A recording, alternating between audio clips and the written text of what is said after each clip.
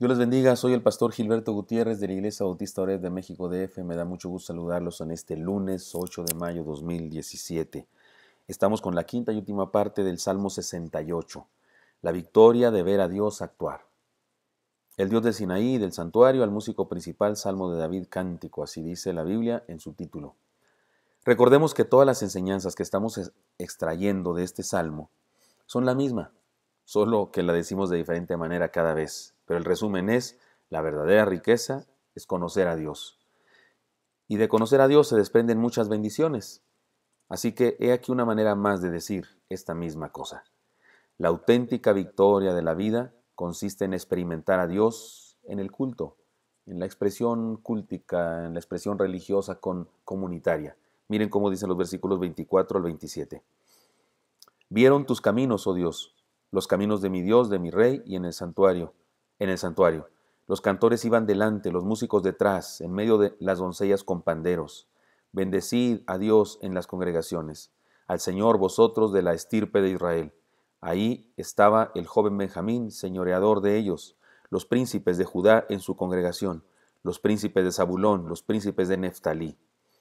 Esta es una breve descripción de un culto a Dios. Habla del santuario o tabernáculo o templo, habla de una congregación o comunidad de fe que celebra a Dios, habla de las tribus de Israel que como congregaciones se reúnen para adorar a Dios. Y en medio de todo esto, tienen la dicha y el privilegio, como decimos en este salmo, la victoria de ver a Dios. Vieron tus caminos, oh Dios, dice el salmo.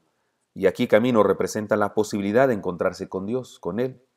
No hay barreras, hay camino, no hay obstáculos, sino una puerta abierta para ir a Dios y adorarle. El profeta Isaías hace una descripción maravillosa de un culto, es decir, de un encuentro con Dios. Leamos Isaías capítulo 6, versículos 1 y hasta el versículo 9, dice así. En el año en que murió el rey Usías, vi yo al Señor sentado sobre un trono alto y sublime, y sus faldas llenaban el templo. Por encima de él había serafines, cada uno tenía 6 alas, con sus 2 cubrían sus rostros, con 2 cubrían sus pies y con 2 volaban. Y el uno al otro daba voces diciendo, Santo, Santo, Santo, Jehová de los ejércitos, toda la tierra está llena de su gloria. Y los quiciales de las puertas se estremecieron con la voz del que clamaba, y la casa se llenó de humo.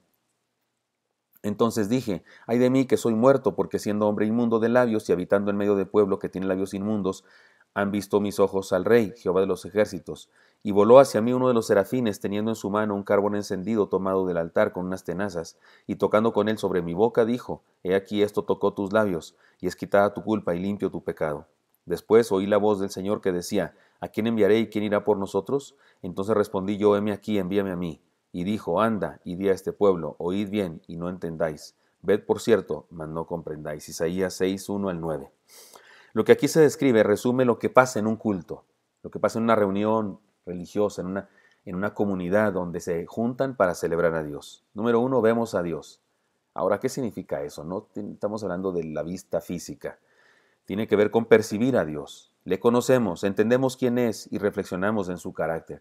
En todo lo que pasa en el culto podemos entender mejor quién es Dios y decimos que lo vemos con una visión espiritual. En segundo lugar, le alabamos y escuchamos a otros alabarle. En este caso, Isaías escuchaba a seres celestiales decir, Santo, Santo, Santo. Eran querubines y serafines. Ni me pregunte qué son seres celestiales y no nos metamos en líos. De lo que la Biblia habla poco, yo hablo poco, y de lo que la Biblia habla mucho, yo les hablaré mucho.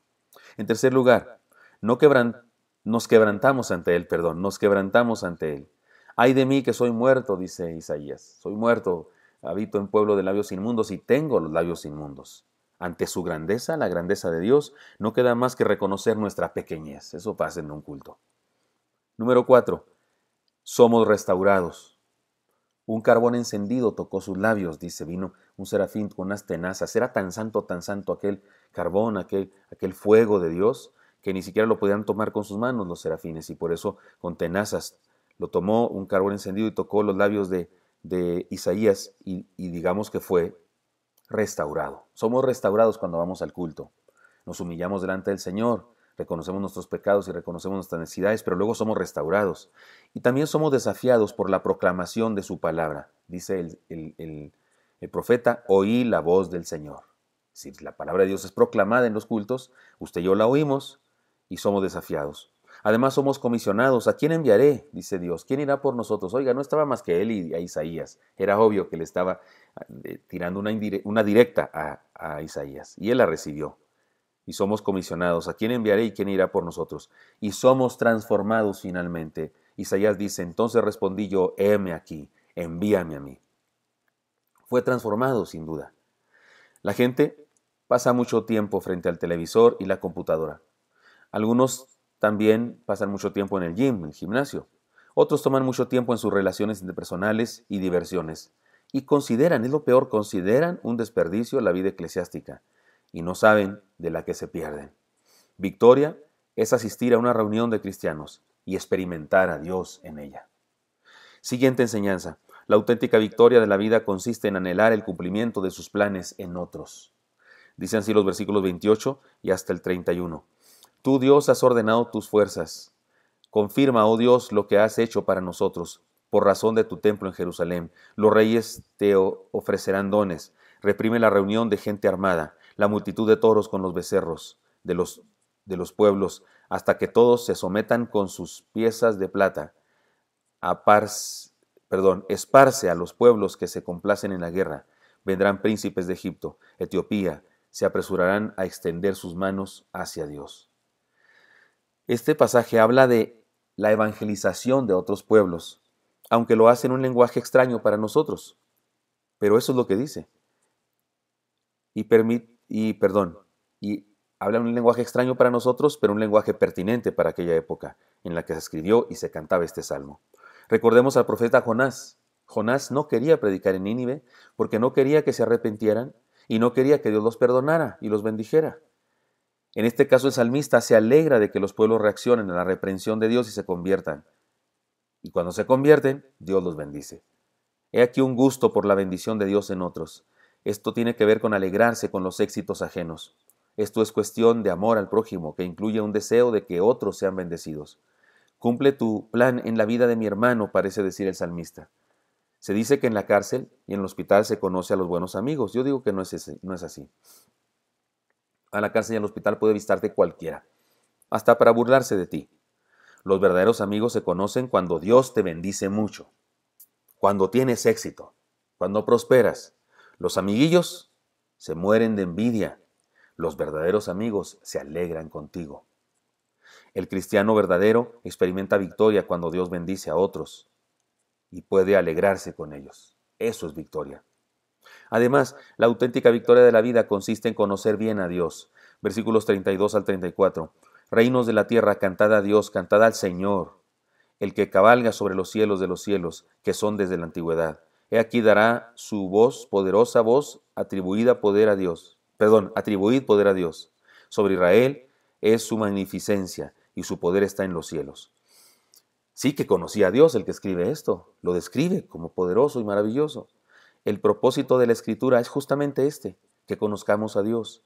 Y el Salmo nos describe a Dios de manera tal que nos hace entender que el autor conocía bien a Dios. Para eso se ha revelado Dios por medio de su palabra. Leamos lo que dice Juan. Hizo además Jesús muchas otras señales en presencia de sus discípulos, las cuales no están escritas en este libro, pero estas se han escrito para que creáis que Jesús es el Cristo y para que creyendo tengáis vida en su nombre. Juan 20, 30 al 31. El propósito de toda la Escritura de Dios es que conozcamos su grandeza, su carácter, que conozcamos sus planes, que conozcamos sus criterios, sus bases para nosotros, que conozcamos sus anhelos y su plan.